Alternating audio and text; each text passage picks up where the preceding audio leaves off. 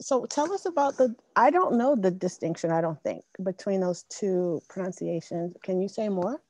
So I'm from the extreme southern part, and we have a way of speaking that not the rest of the country necessarily shares. And everyone there calls it Appalachia, and it's Appalachians. But when I hear folks talking that we not so nicely refer to as Yankees, and that's anybody who is not from like the Southeast Appalachians to us, they call it Appalachia. And in the movie, he said Appalachia. And I didn't know if that was like a Yankee Appalachian calling it that, or whether it was, because people outside of that range call it that. Academics call it that. So what's going on here? I grew up hearing it said like that, so I like never knew any other way until like I really started grad school, because I live at like I live at like the southern tip of Appalachia in Western North Carolina. So really until like I started here and we started having more of those conversations, because I do work with rural first gen students, like I thought that like it was just a matter of dialect and like other people not knowing how to say it, because I had only heard it said one way my whole life. So that was kind of interesting to hear you say that. So thank you. But I mean, what is right? Is it Appalachia? Like those of us who live there say it? Or is it Appalachia, like the academics like to point at us and say? Or does the other end of the range have a different pronunciation and I have no idea what's correct? We've always used Appalachia, always. I mean, I didn't even hear about Appalachia until probably well after grad school. So, I mean, I think we're at the mid-northern, so that's what we've always called it. I would like to jump in from a completely different part of the country, because I grew up hearing Appalachia. I'm from Southern California originally, from San Diego, and it wasn't until probably the last 5 years that I heard Appalachia, and I was like, oh, this must be the appropriate. Like, I thought it was the opposite. I thought people from the region must say it this way, and now the rest of us are catching on. And so until you said it right now, I had no idea like which way was the way that people who live there say the word. And so it's very interesting conversation. My opinion would be however people who live there say it. It's appropriate.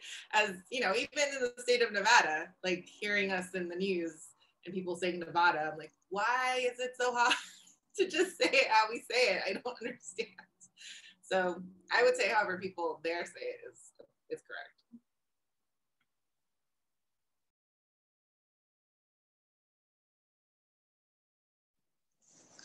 I love how you started us off, thinking about the folks in the community and then how communities get represented, and where JD fits into all this is kind of this insider, outsider person, which I'm sure we'll get into. I know most of the reviews were very negative.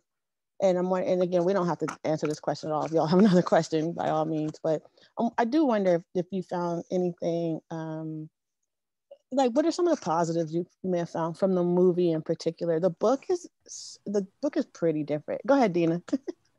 No, I was just getting ready. One of the things, it's been burning for me to explain this, that I really liked about it was that it showed the pull between home and success. And I hate to say it that way, but for me, it still is. I mean, I still have that situation at home where people don't understand what I do. People don't understand that I went to school. And it really is, you've neglected your responsibilities here. You know, you've been gone forever and you're being torn in half. And I kind of told my mom, I said, you have to watch this. And I'm hoping that, you know, maybe that'll show some of my family members that how hard it is. And to let go of home when home needs you. I thought that was just a powerful moment, even if it could have been portrayed differently. But it was still a powerful moment when he let go of her hand. And I also love that Lindsay was totally supportive of him of this. you know, she was supportive of him going, and don't make us your excuse. That was, yeah, that was a little bit. So I was really in agreement with you. You know, those constant digs that you'll hear, you know, when you go back for a short period of time, and you know, you hear it in like, you know, the jokes and the, you know, when people are telling you off or you get into fight, you know, and like every time the, you know, his mom said it, I was like, oh, there it is. Like I can just, every time I go, I'm from South Texas, and every time I go back to that area, it's like, here we go again. Like I'm just gonna hear it and hear it and hear it. But I also want to add one, not that it was a positive thing, but I actually really appreciated it, was for them to show the impact of her drug abuse on her physically.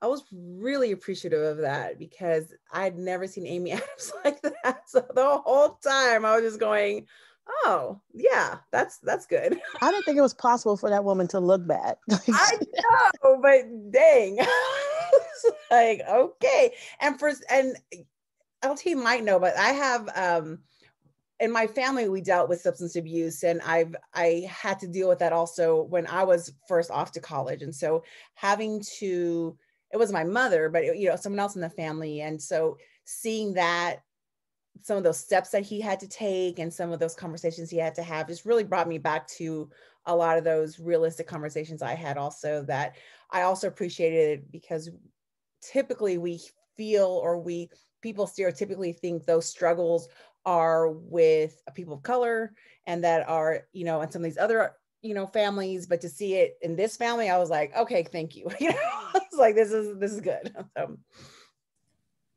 So I please forgive me in advance. I'm an educational theorist, so I'm really, really bad about referencing like the literature. But the two themes that really struck most home with me are ones that you all have brought up. And one is that sort of cultural differences. The literature suggests that it's a kind of a collectivist cultural mindset. You work for the good of all, the good of the family, versus independence. Like, you know, like you're what matters. You do what's good for you, forget your family. And that pull that we often feel as either working class or rural first generation student type culture going into that arguably white middle class culture of university. That's a huge thing I faced.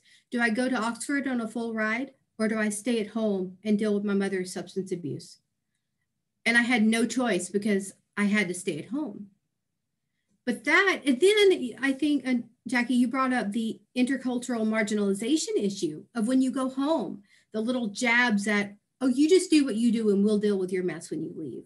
Or in that constant, the way your own culture marginalizes you, but you feel marginalized from that higher education culture.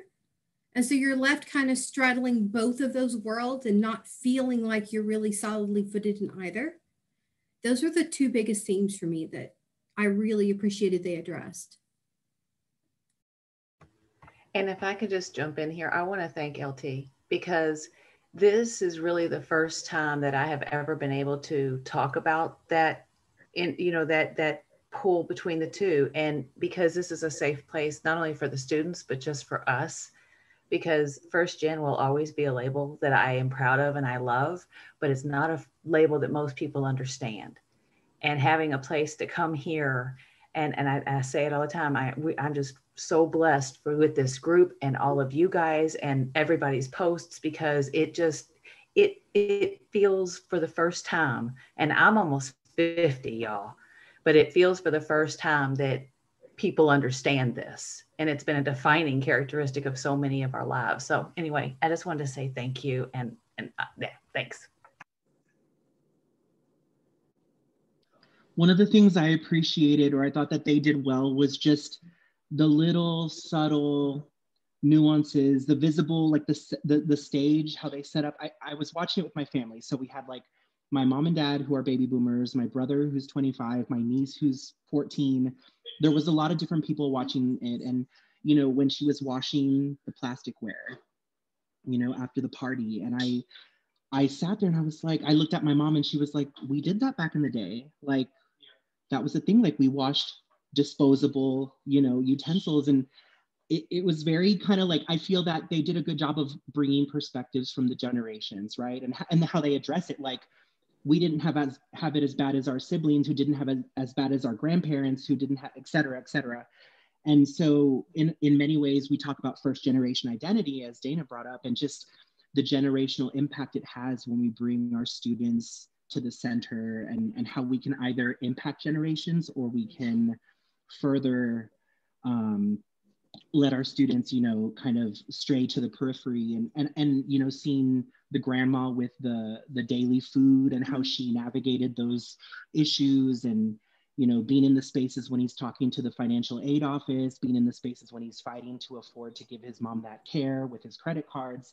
I think there were just a lot of beats that really talked from different angles about the different perspectives that, like, the mom, the grandparents, the child, the sister was at. And for me, that was powerful because, I'm Latino first gen.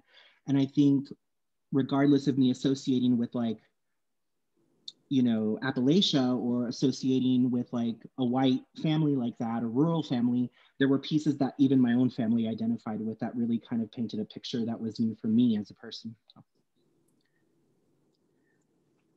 So one of the things that I picked up from some of that, the washing of the plasticware, because and also some of the furniture in the house. If you caught it when she set Grandpa on fire, and later on it's the same sofa, and like, that's for real, because like all of the furniture I grew up with was 2 or 3 times my age, and the refrigerator was twice my mom's age.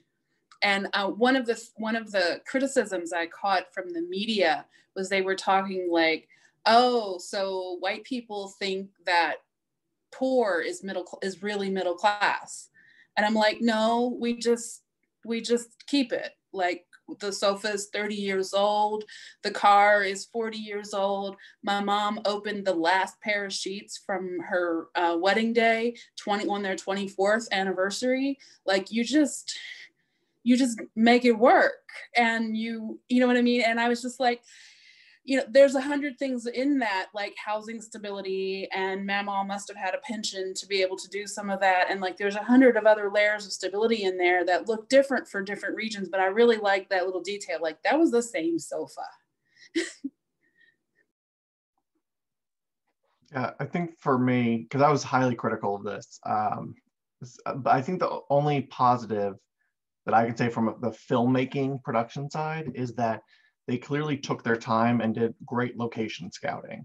Obviously this is set in Middletown, and clearly they filmed in Middletown, but the apartments, the houses, the neighborhoods, like, they did some great location scouting, both in that first scene, which is the only time we saw the hill country at all, and then everything else where they lived. Like, they spent a lot of time finding the right locations to reflect what it was, both 20 years ago and then in present. So I appreciated that side of the production design. They spent that time, because that brings us into the world, and that sense of realism helps you connect a little bit better, because you weren't going to do it through the characters of the writing, but at least you can connect with it through the reality of the situation.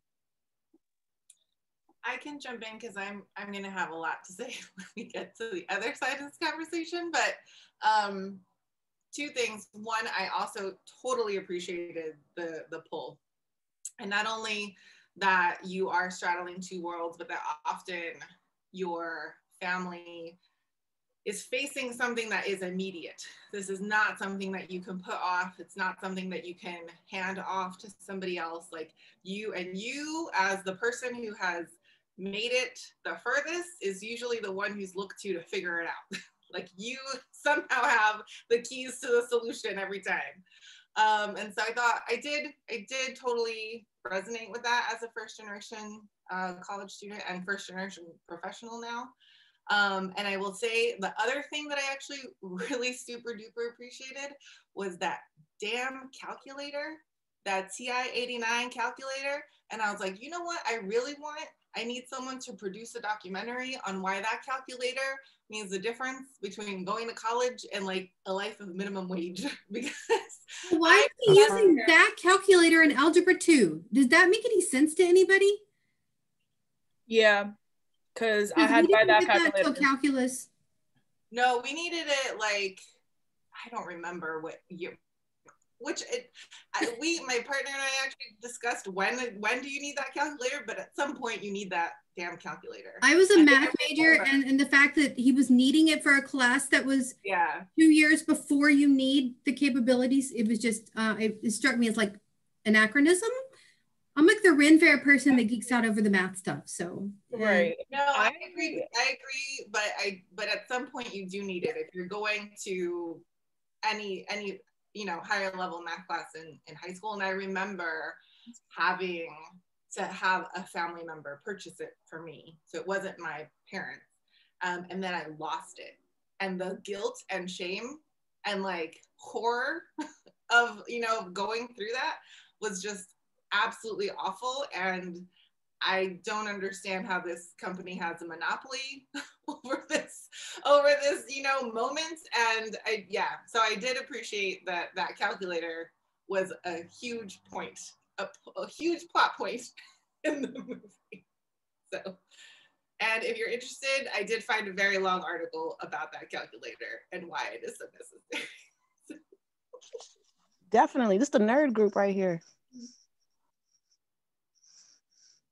I'll just add two things. The scene where he's paying for his mom and using the multiple credit cards, and then holding your breath, hoping it goes through. Ooh, and then she walked away. I was yelling, like, what are you doing? But but how did he have that many cards anyways? Like, that's a lot. There's a lot of cards. So I'll just say, don't watch that scene very closely because it doesn't make sense. Like at first he's like, only put 500 on this one, but oh no, put 1,000. It doesn't make sense. It was a bigger point they were making, just like the calculator. Like don't follow too closely. But I paid tuition. I paid tuition that way one year, like literally, like. Oh yeah, totally get it. Yeah, it's like yeah. And let's talk about how many banks table at universities, right? Yes. Get a free iPhone, get a free Bluetooth speaker, sign up for Bank of America. Yeah. But it's just that when he recalculates it makes no sense. But the other thing, but I think I'll just mention it as a good thing, but I have a critique of it. I was happy to see Frida Pinto in this movie. I just love her. I think she's great. I do have a lot of questions about her character. And Usha, she does not, it's interesting how much of a part she played in this movie compared to the book. And we'll get to like immigration and what that means in this movie and all that. But I was happy to see the actress. That's all I wanted to say. One thing I'd like to say of how realistic one part of the movie was when he was failing and the teacher said something to him about failing, and he had just failed a test after going through a whole bunch of stuff at home. As a school counselor, I see that all the time. So we get a list of every couple of weeks of our students who have Fs, and I will call every single one of those students in because usually when I talk to them, the reason they're failing isn't because they're dumb. It's just they have personal things going on.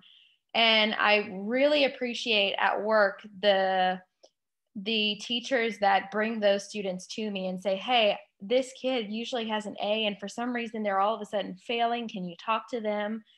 So I saw that and I was like, man, I hope every teacher watches this and I hope they start paying attention to these kids who fail or who don't have things and bring it to my attention because it takes one little thing for them to report to me and I will report it to DCFS. Now, that's a whole nother situation because your head has to be rolling off your shoulders before they show up. But I think it really kind of did well with showing trauma and what kids go through at home and how that interferes with their success. And I just, heartbreaking. That's it. Everything on top of what y'all all said, and then plus that part. I agree. I think it's important to distinguish that there was drug abuse and then there was also just mental health issues, right? Because those two overlap, but very much they're very separate. And the layers of mental health issues that he was raised in. And I saw a lot of that in my own household and, you know, in my extended family. And for, you know, it got, I mean, people would not understand or couldn't understand why I just never came back home, right? Like I was supposed to leave the valley and come back, and like that just never happened. I mean, it got to the point where I wouldn't even come home for Christmas or you know, summer break or all none of that happened because I, you know, when you're exposed to that and then you start to understand what's happening, it doesn't have to be to the extent of drug abuse, even just the mental health right issues. And so I totally was like, oh yeah, I get it. So it was very well done the way that kind of layered into his life and all of their lives, right? Because it wasn't just him who dealt with it. Yeah, and I also I struggle really hard too with tough love because the grandma was tough love, right? Trying to get them on track and stuff.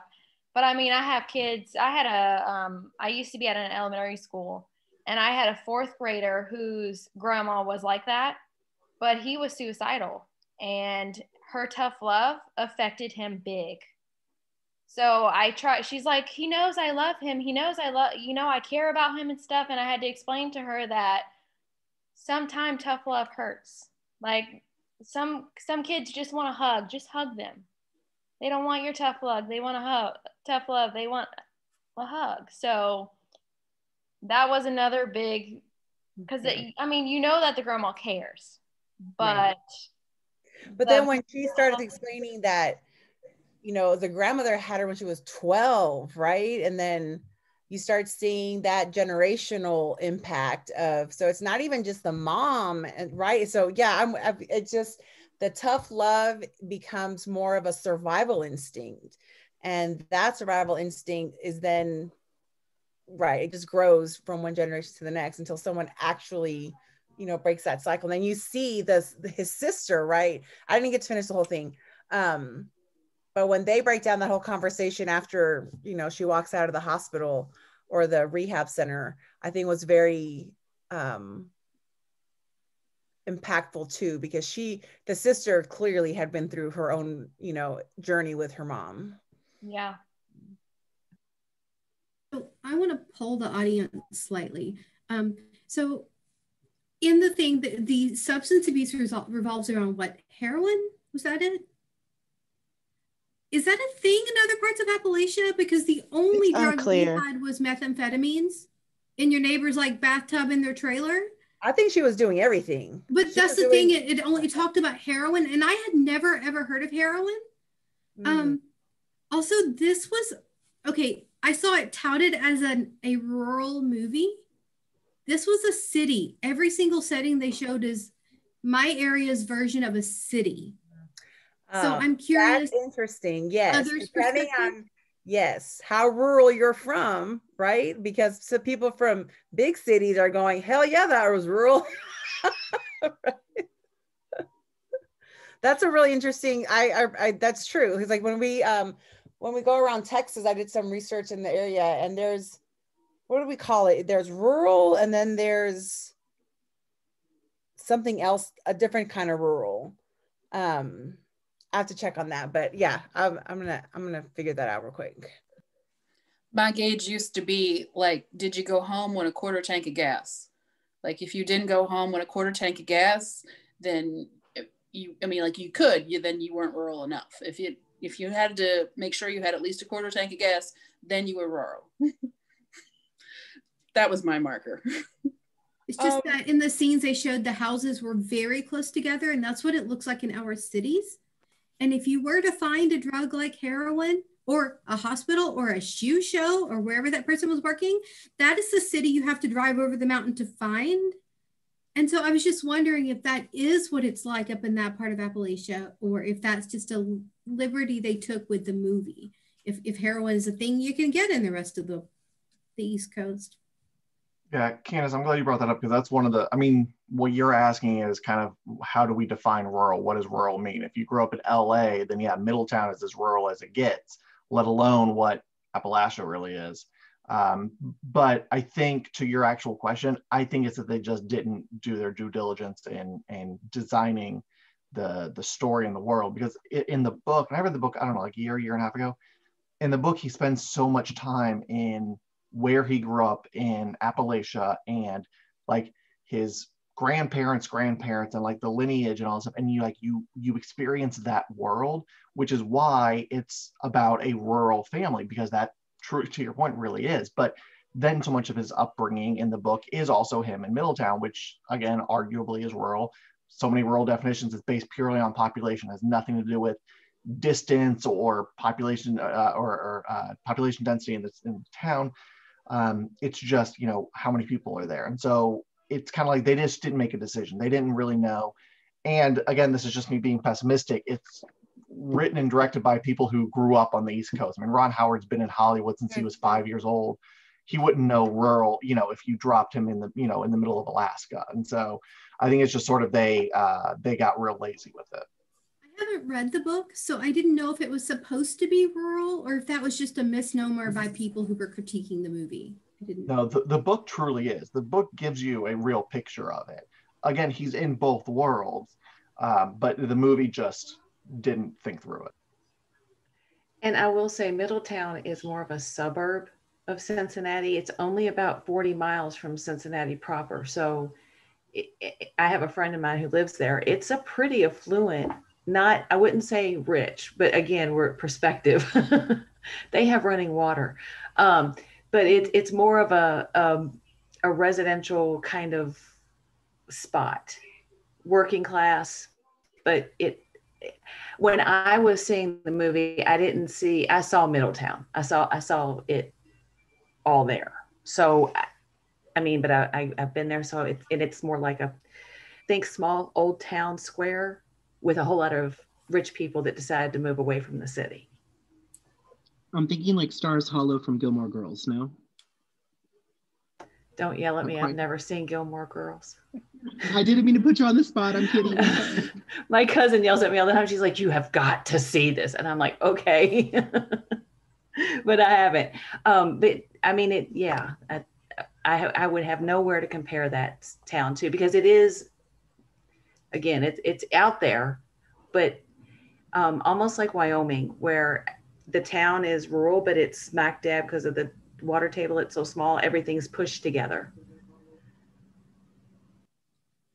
So something that I caught on to, and somebody kind of brought it up before, and that happened after what I'm going to point out, but when he stopped for gas and he gave the guy the card.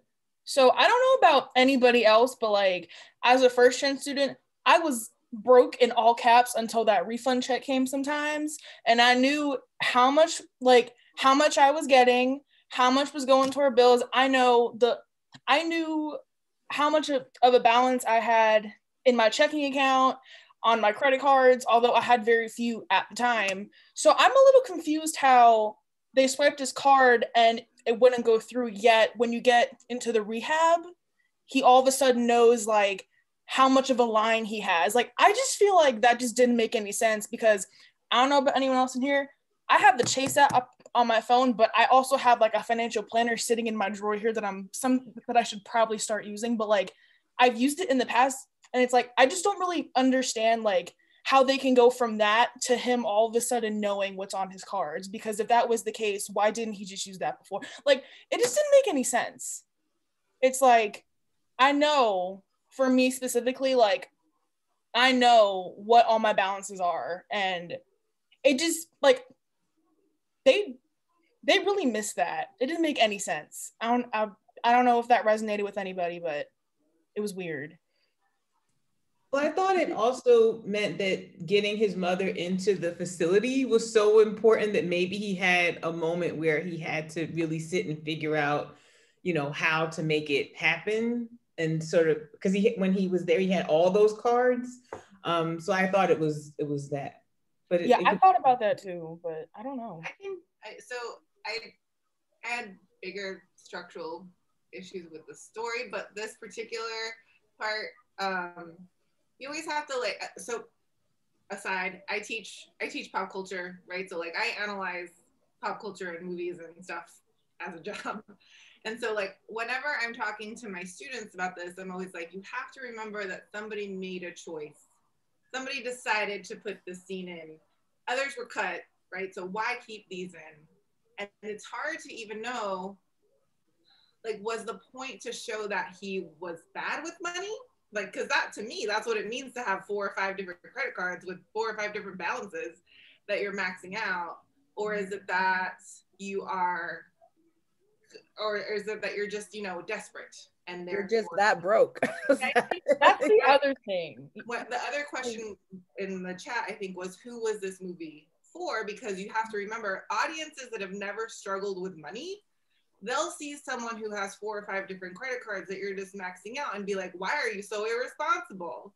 Do you see what I mean? Whereas others of us might be like, oh yeah, when you're really broke, you just do what you got to do to like get through. Yeah, I feel like I don't even know what the point is of showing that particular, like showing that, other than to say he's just at his wit's end and he's just gonna do it on the back of debt because that's the only thing he can think to do. Right. And also broke. With that scene, I feel like for the fact that they left that scene in, I feel like that scene, like in and of itself, furthers the stereotype that poor people are poor because they're bad with money. And that kind of pissed me off when I saw that. And then like I had to pause the movie and walk away because like I was one of those kids that like I sometimes could only pay for lunch because my dad had like a huge like a empty Maxwell House thing that had a whole bunch of quarters in it, and I grabbed a handful and ran. So like sometimes that's just how it is. I would like to add, and you guys can correct me if I'm wrong. I graduated just like in 07 or whatever from high school, but I remember credit card companies offering me as under 18 years old for credit cards. And now I don't think they do that anymore, but it could be that he was just offered a bunch of credit cards. I don't remember what year this took place, but yeah, in the 90s that was definitely the case. I think things have changed now, but that was very 90s. Right.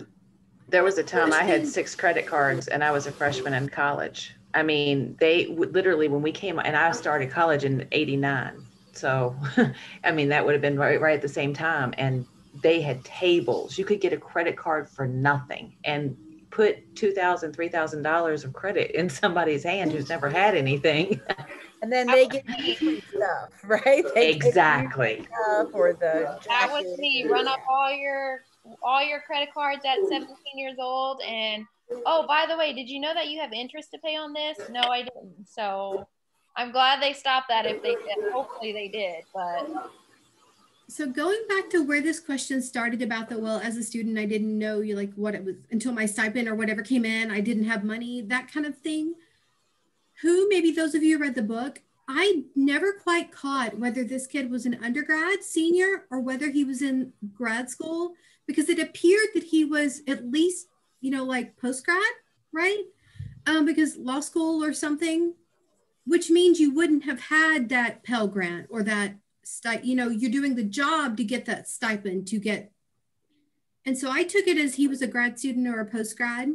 Let's go. Gloves are off now. I'm ready. He served, right? So he was Army or military, or, you know, so he had that.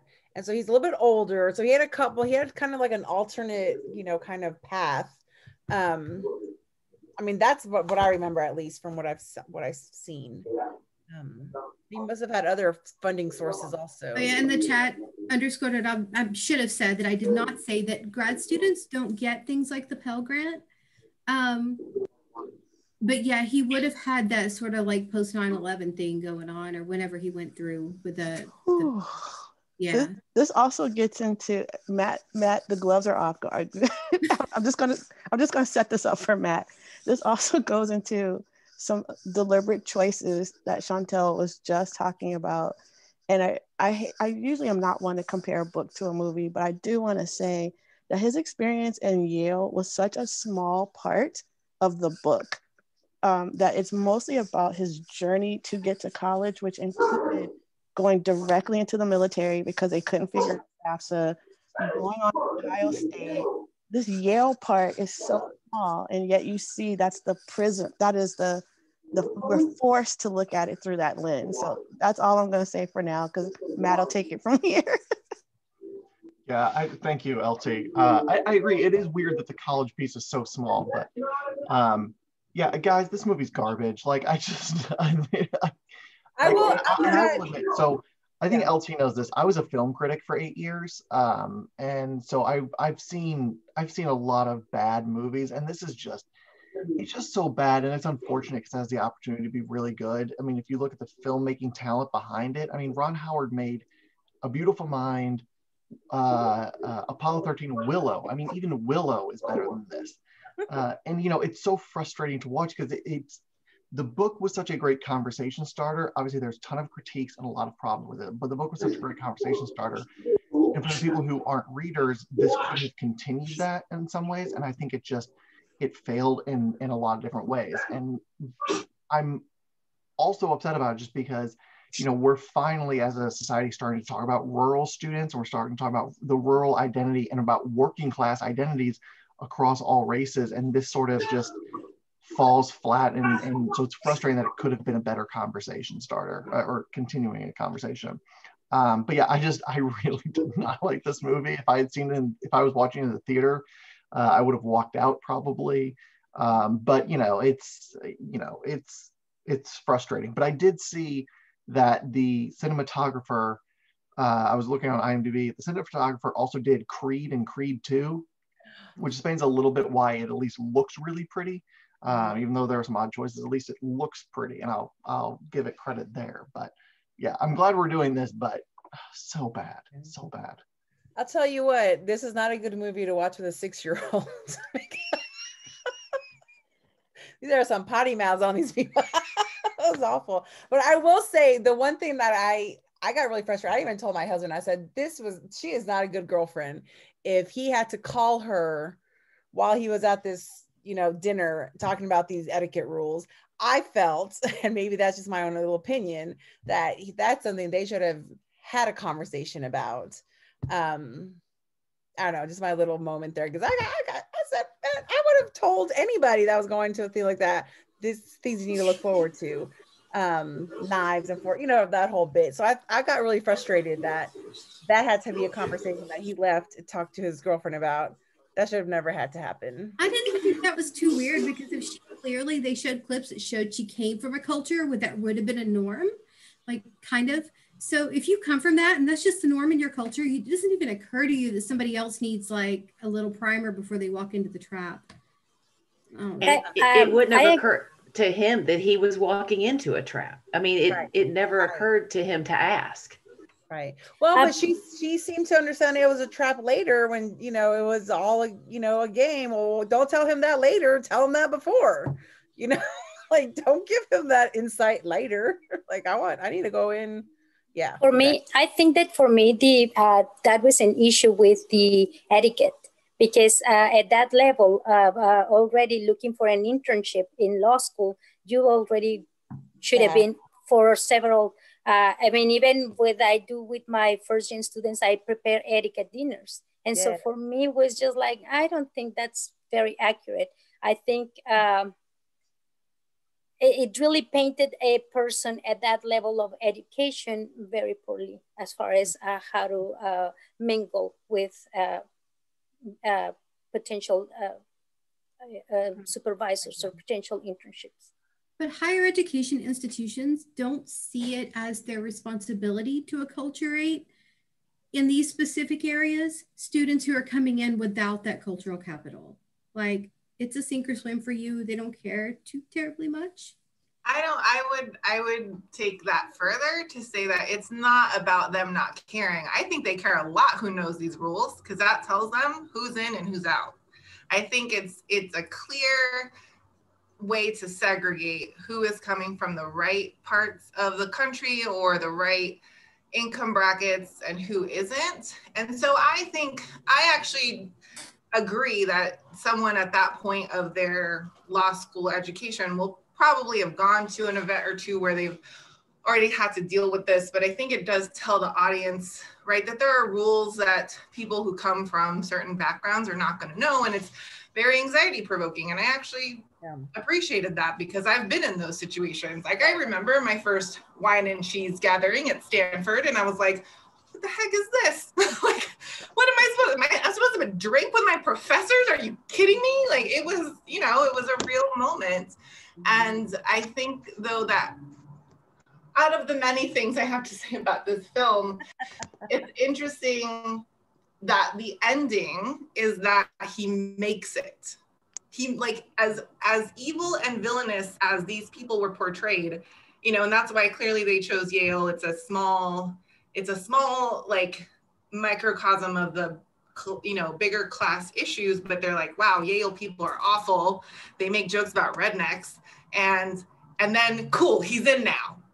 And that's like the happy ending. That's wild to me. It's wild to me that the happy ending is to say that students who make it are the ones who, you know, like are going to be okay when, and it's not saying anything, as you were saying, Candace, about like the institution's role in blocking a lot of students from actually getting that far, and not just in terms of admissions policies, but just in the culture that they have, that not everyone will be able to fit into. So for me, like the ending was just like, if you think about like any like basic storytelling, it's like, here are the good guys and here are the bad guys, and the good guy wins when the bad guys say he can now be one of them. It just seems like a weird story arc to me, but maybe that's just me. But isn't that so like the American mantra / I was just gonna say that the symbol and myth that like institutions are supposed to perpetuate, is to say like, I think that was my major critique of the book and the film in general, is to say like someone who had those experiences, like I would have hoped that there would have been more of a structural analysis of like all of the things that people are raising, is to say like people are not struggling because they don't work hard or, you know, XYZ, is to say like the system is designed for only one person to make it. So we can say that, well, if you work hard, you can be JD Vance. It's to say, but why is it that only one person gets to make it? And why do you get to decide who that person is? And why do they have to do certain things that ascribe your particular norms in order to do that? And so I think for me, the film and the book, I think, perpetuate those narratives. Like, we're not challenging the institutions. We're not saying like, why are things this way? It's like, oh, he came from a really hard background and he still made it. So all those people who didn't make it, it's because they didn't work hard. And I just struggle with that personally. Yeah, and you just find that one story where they totally make it. That means that all the other stories where people are saying there's a problem are invalidated. Exactly. But to go along with that, I think it was really interesting that he always talked about how smart his mother was, right? And how intelligent she was. And that to me is such an intimate like love for her. Also for, it's not, then the argument is, the assumption is, right, people in that area are like dumb and whatever, you know, redneck, whatever. And they're not. Like his family, if anything, are really, really intelligent people. But just struggling in other ways. So, and he always stood up for her in that manner, right? And he always was one to, and stood up for his family. You know, at that dinner where he, you know, when he called out the lawyers, like, we don't use that term, like that was actually really kind of enlightening to me. I thought that's awesome.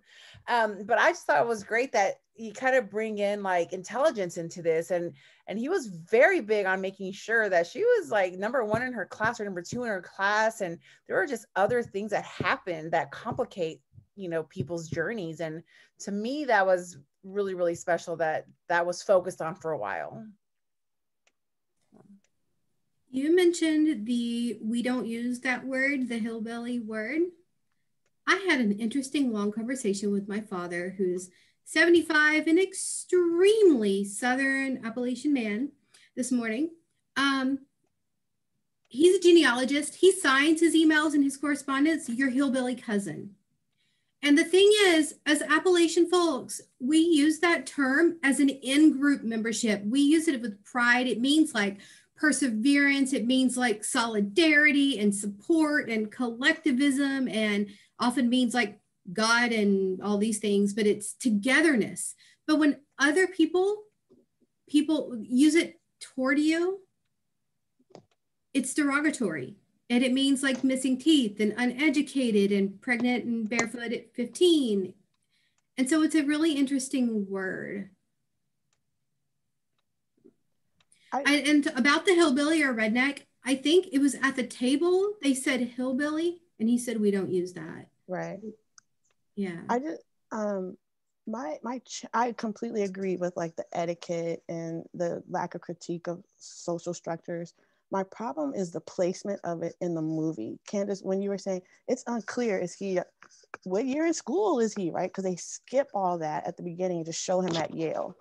And he still has this innocence about him at that time, right? Like, and the challenge I have is that JD he's out of place everywhere. He's a fish out of water with his family. He's a fish out of water at Yale. Like, there's just no sense of community for him. And like, going back to Matt's point, what's such a poor representation to make at this time where we're looking at it, that you have to be completely isolated in order to make it.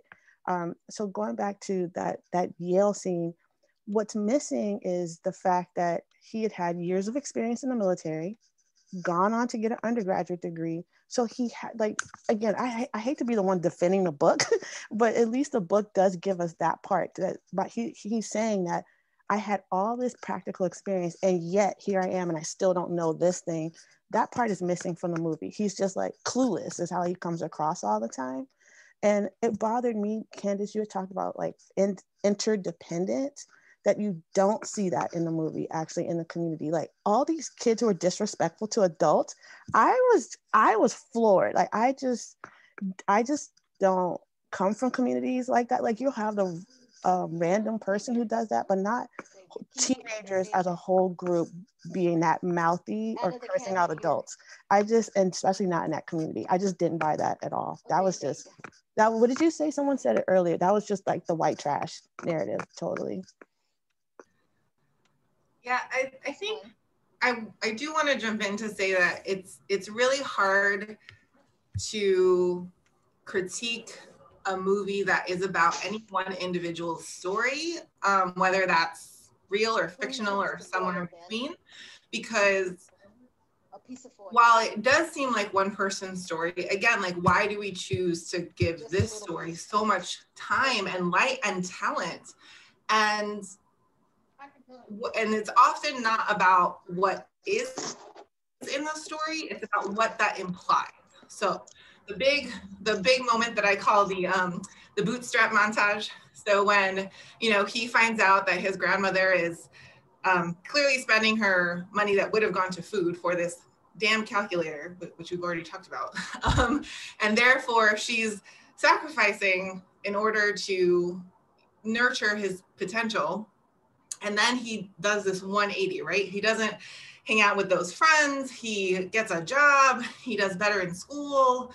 He just has this like newfound motivation, and that the implication, right? The story is fine. The story could be true, but the implication is that any other teenager who doesn't make it, it's because they didn't have someone who believed in them. It's because they just didn't go get a job. It's because they just didn't try hard in school, when he actually needed a lot of things to fall into place in order to succeed. He needed a job to exist. He needed somebody to hire him. He needed a decent school. He needed a counselor, hopefully, like the one, Erica, right? Like, told him how to like apply to college and stuff.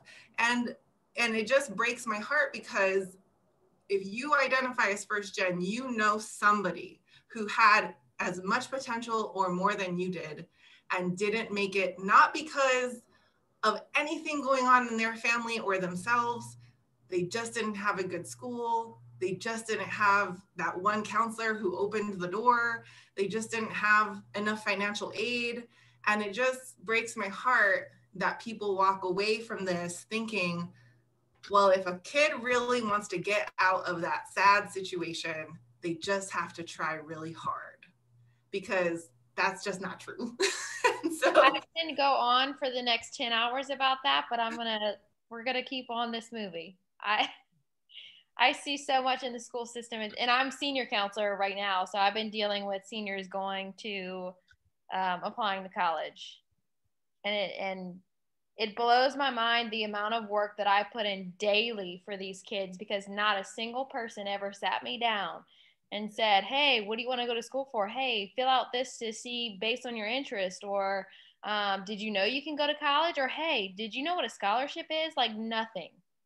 So, but everything you just said, oh my God. Okay, sorry.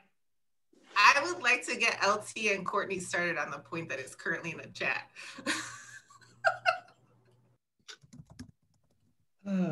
Well, well, I think the Ohio State, yes, the Ohio State. That one of the things. So I think about like food and like scenes of eating a lot. So I really thought about that scene with him and the lawyers alongside the scene of eating with his grandmother.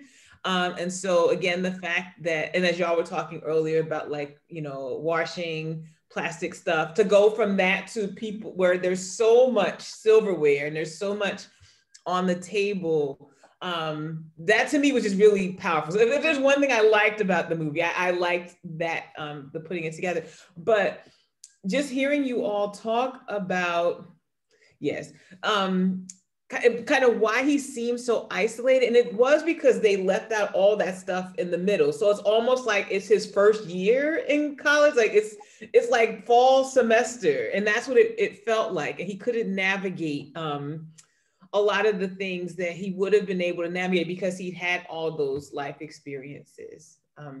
But one question I do have, just sitting here and thinking about it, because I just came from a discussion of hood feminism. And so it's really interesting to come to this after talking about hood feminism and kind of what types of students get seen in this kind of compassionate light, like who you're trying to find financial aid and stuff for. But it just made me think kind of, when you say, who is this movie for? And what do we do with the folks who really feel their story reflected, right? So like those of us who have parents with addiction, right? Or people who, like the students, and then just anybody who's really gonna feel like, okay, I see my story reflected. And how do we allow space for those experiences, right? And not come in and be like, that sucks. Right. And so I'm really kind of, I'm really thinking about that here, because I also think about, when films come out, about like the urban ghetto or something, and you like have these discussions about like, girl, that movie was horrible. We gonna say we like it, when we facing this way, but over here, we gonna say we didn't like it, right? So I'm just thinking about, again, like, who is the film for? And I'll say one more thing. So I'm at Phillips Exeter Academy, and our faculty reading group read the book, but it was because they wanted to understand how Trump won. And so this was part of like the trying to understand white people. Courtney, so I want to jump in. Courtney, I will give you 3 books that are far more instructive of why Trump won, that I really encourage you to get your faculty to read. But so in your question, who is this movie for? This movie, and I'm sorry to say that in this group, but this is a movie for white progressive liberals. This is for the Academy. This is for the people who vote on the Academy Awards. It is not for the people who come from these communities. It's not for the people who are struggling with opioid addiction or for first generation students. It's for the same people who watch The Help, who watched Green Book, who watched Dangerous Minds 20 years ago. I mean, that's the bread and butter of this movie, because it allows them to see it almost as an ethnography of, ooh, let's study and understand this foreign population that we know nothing about. I mean, that's who it's for, in my opinion. So, and by the way, I'm 2 glasses in, so that might be the other reason I'm so bold. I noticed that, Matt. I was gonna ask what you got in there. I'm not in, and I have all the same thoughts. And when I was watching, I was like, these are the same people who think poverty tours are like a good idea. Like people who just think this is so interesting because it's so foreign to them. And I'll be honest, like part of me was like, and Like people work, these stories happen all across America all the time. And most people, no matter how hard they work, do not get out or do not change, or, you know, nothing changes whether they want it to or not. And so it was just, it definitely feels like somebody paying admission to see how poor white trash people live, and then be like, oh wow, I feel better for knowing. But that's it. Well, I it was agree with legitimately that. used like that. Sorry. Yeah, the book was legitimately used like that. Like, it came out right after the election. It was like what the Democratic Party used to do their autopsy of why they lost Michigan, Wisconsin, and Pennsylvania. You know, J.D. Vance wanted his book circuit, you know, explaining how they need to listen to folks by listening to him as opposed to listening to the folks. Because even then, it's about giving access to someone who came from there and went to Yale, as opposed to actually going to those places and listening to the people on the ground. So yeah, I'm with Matt on that. That's like my major critique of this book, is like how the narrative gets used, and for what particular purpose. I'm all for allowing people to see themselves reflected in cinema. Like, I think that that's important. I think when it's used in this perverse way is where I really have concerns. So if I could chime in at this, I think I watched in segments another movie that came out this weekend that kind of follows the same, or has some of the same themes, Uncle Frank. I'm not sure which service it's on, but it's essentially, the nutshell of this is there's a young lady somewhere in the deep South who's a little bit different, and her gay Uncle Frank lives in New York, and, you know, wanders in and tells her, you can be anything you want to be. And then she goes off to like Oxford or something. and you kind of, you know, it gets a little bit more of the, like, the neat bow tied up in the story. And I think as I was kind of watching both of them in different segments, the rough and tumble nature, which is in part of a criticism for Hillbilly, also resonated with me because it kept the chaos. Like, it kept that, like, little part that is part of that experience of changing worlds, rather than the narrative that was the neat bow. I kind of like that, stuck with me. And to add to the list of like why Trump won books, I would say The Glass House is the one that does it for me. My list is getting long. I know. I gotta look up this Uncle Frank thing too. I never heard about that one. Before we go though, can we talk a little bit more about Usha? And because Steve, you had mentioned in the chat her function was different in the book. I don't even remember her in the book, to be honest, and she was so present in this movie. And I know clearly they were setting up this parallel between, we're both foreigners in this land, we're both immigrants of a kind, right? But I wanted to get you all's take on her, what you thought about her character. I don't know. I didn't see him as being very honest with her about his, you know, upbringing. So I don't know. I'm struggling with her because, I mean, I haven't finished the film, but I think wait till you get to the end. Text me. Come back. Oh, no. You'll know why I brought this up. You have to text me. Oh, I will. Matt, what did you think about her? She was a good immigrant. Yeah, she wasn't the illegal kind that come over the border and take jobs. Yeah, I mean, it wasn't a character, so it was easy for Frida Pinto, who I agree, I like Frida Pinto as well, even though she clearly cannot do an American accent. There's a lot of really hard R's in her delivery, but I wish there would have been more, because they teased a lot of her being the person to bring him into that world, who could be kind of like a translator, but they just didn't build it up enough and really flush it out. So I think it could have been really great, but they were doing so many things that, you know, it would have been hard to build out that character. And I think that's my primary criticism of this movie, is that it felt like they wanted to do so many things so fast that none of the intricate storylines could really be fleshed out. I mean, we missed so much, and in missing all of that, we lost the context. And without context, there is no meaning. You know, it could be 1,000 different meanings. I think that's why we're all left to our individual perceptions about how we're perceiving what happened. I perceive JD to be portrayed as a victim, which is what got me. You know, yes, you deal with stuff, but those family issues make you stronger. And I never saw him come through the strength. It was just more of like I'm going to walk through the steps and get by, and did. But to like become that phoenix that rises up out of the ashes. And I will also say this, I kind of loved Grandma. I think Glenn Close actually did a really good job with this character, but I saw a lot of criticisms about the acting and that they were overacting. I kind of struggle with that because this was like my family. Like it was always this intense. So I don't know that I can agree with the overacting, but the victimization thing got to me. And I just, that one really kind of still sits really like he needs to be the first gen, you know, but it never happened. Tina, are you, what I'm hearing, and maybe it's just because of, it's what I'm thinking is that in a lot of the, you know, good work now that's being done for first gen students, we aren't seeing those experiences as deficits, right? So students are coming in very strong, having gone through a lot of what unfortunately is called real life. And so they can draw upon a well of resilience that they've built. And also, a lot of times their families are very supportive.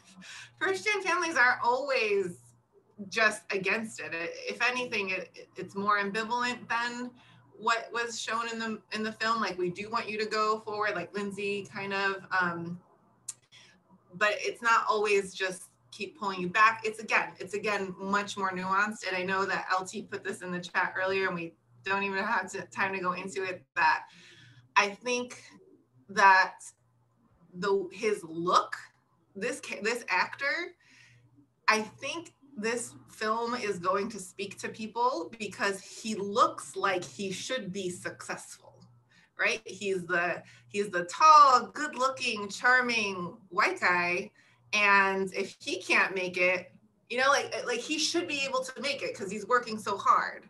And it's just if only his family weren't like dragging him back down, he would be fine. And that is, I don't know if that's what you mean by the victim, but I just think that there's also a lot of sexism going on because we don't see the same sadness for someone like Lindsay, who we don't even know what she wanted to be. We have no idea what she wanted to do.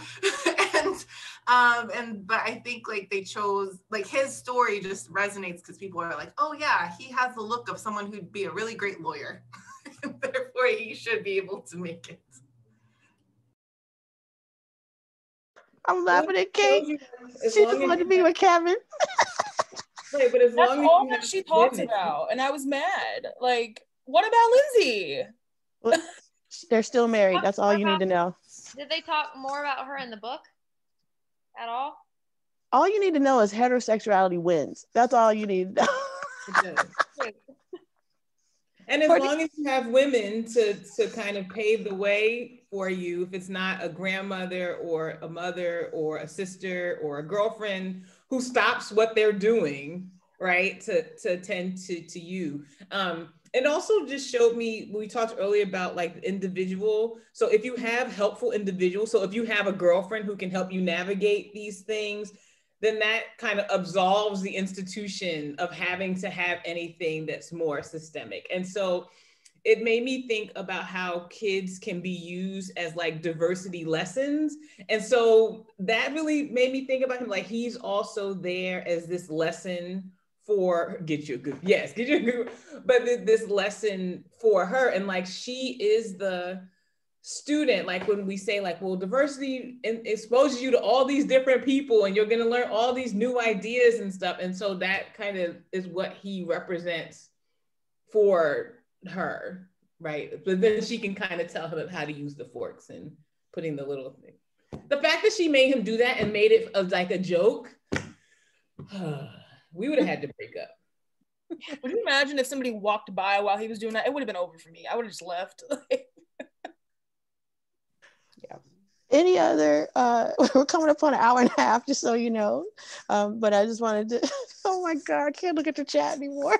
Yes, the moments of her making fun of him Yes. was not cool.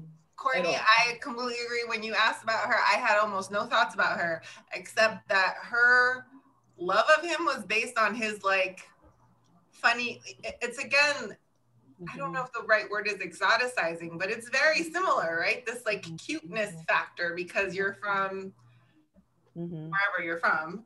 I mean, my colleagues will tell me, because I don't speak with much of a Southern accent, but I use Southern words. They'll tell me I talk funny, and they want me to hear it again. They want to hear it again. I'll say, I reckon? No, that doesn't seem Southern to me. I reckon. Right? Yeah, that is like a quote of me around my shared office. If somebody says, well, I reckon. But they'll cite me. They had that scene, that SERP scene lasted what, like 2 minutes? It was very long. That's a lot of real estate in a movie. You could have picked a whole bunch of stuff as to why she was in love with him or why they worked, even though they were from different parts of the socioeconomic ladder. But you chose the way he says SERP. Like, okay. It was like the setup for a really bad sitcom. Like, oh my God, they're so different, but yet they're alike, but they make it work. That's what I got from it. It was just a lot of erasure going on there. One more really lighthearted poke at the food. We like to talk about the food apparently, and food is a huge part of culture. Right. Fried bologna sandwich, people. I was gonna mention that. I ain't never grilled no fried bologna sandwich. Y'all be grilling those things up north? What was with that? I didn't fried bologna at all, but I knew it. I know it's a thing. You don't grill them. They're on white bread and not grilled. No, you grill them. No. Y'all got to learn his sister knew to have that for him. That was sweet. That was to me, because let me tell you, when I go back to the border, there are certain things my sister knows that I just need to just have that connection. And I've told, I don't eat bologna sandwiches, and I don't think I ever have, but I absolutely love it. He didn't ask for it. She just knew. And that to me was just really sweet. But legitimately, I am asking, do people actually grill their fried bologna sandwiches somewhere up there? I've never seen it grilled, but like fried in a pan. Yeah. Well, I mean, like, it's like a grilled cheese with bologna. It's very confusing. No, they're supposed to be white bread and mayo and... So to add from that in there, like I'm from Amish country and have Amish family. And so we also have what we call Lebanon bologna or Lebanon bologna, which is different and sweeter. And you know how to slice it so it doesn't warp, and you put it in and you grill it like a grilled cheese, and you can buy it at the store. Oh yes, cast iron skillet only. If y'all have not had a fried bologna sandwich or a grilled bologna sandwich, you really need to try it. I mean, it is the bomb. This is no Oscar Mayer stuff either. No Oscar Mayer stuff. It needs to come best when it comes in like the 5-pound government log of the fattier the better. Mechanically separated meat fat. Oh yeah. And you cut it with a little slit so that it doesn't turn into a dome. Oh my God. Kate, you're a whole mess.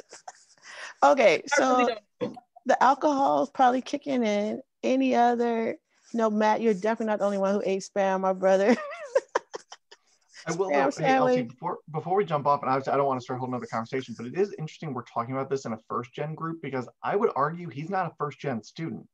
Depending on what kind of nursing degree his mom had, whether it was an RN, CNA, or something like that, it seemed like he was not a first gen, depending on your definition, but more interestingly, he was clearly a non-traditional student. And we didn't really get to talk about that, but it's interesting because if I remember the book, he gave a lot more time to being in college as a 24, 25-year-old freshman.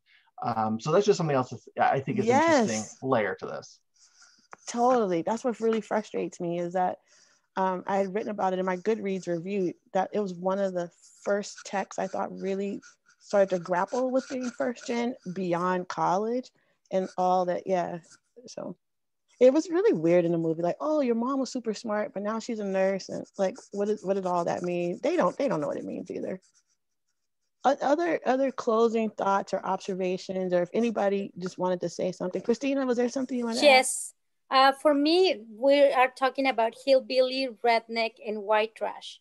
And I think this movie perpetuated what people usually talks or knows about white trash.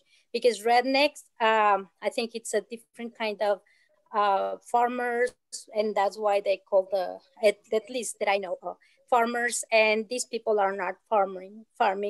And then hillbilly, I agree with Candice because I work with my colleague, transgender man. It's the coordinator for the LGBTQ, and he is from Kentucky.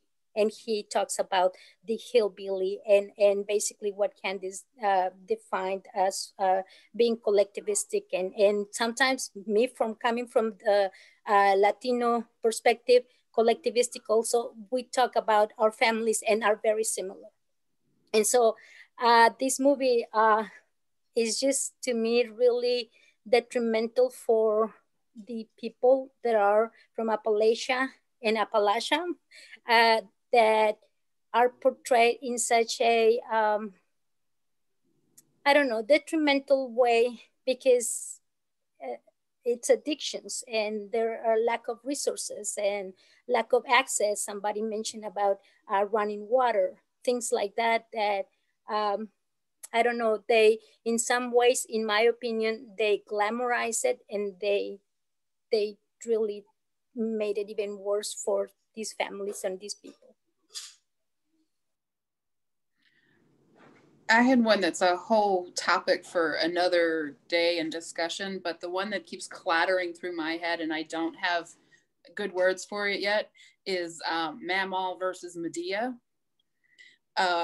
Like, what do you do with that misbehaving female narrative? How does it play, off the screen, out of the book?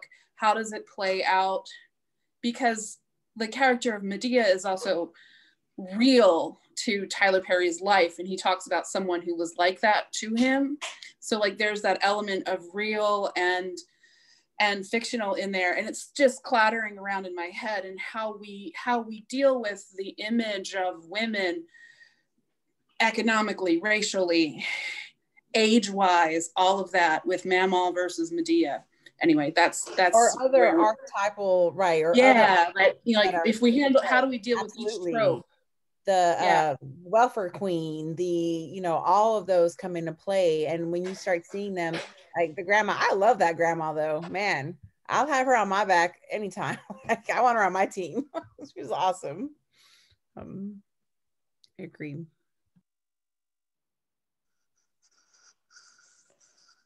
Well, this was amazing, like I knew it would be, and I just want to encourage you all. You all know, I'll just say it again. What's published out there is not nearly as good as you all, and like your insight and intelligence and your humor.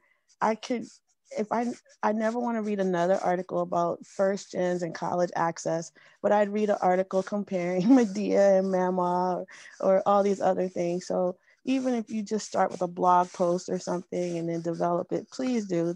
We would just be benefiting the literature and eventually our students as well. Jackie, tell your son thank you for letting us borrow you for this amount of time. We really appreciate it.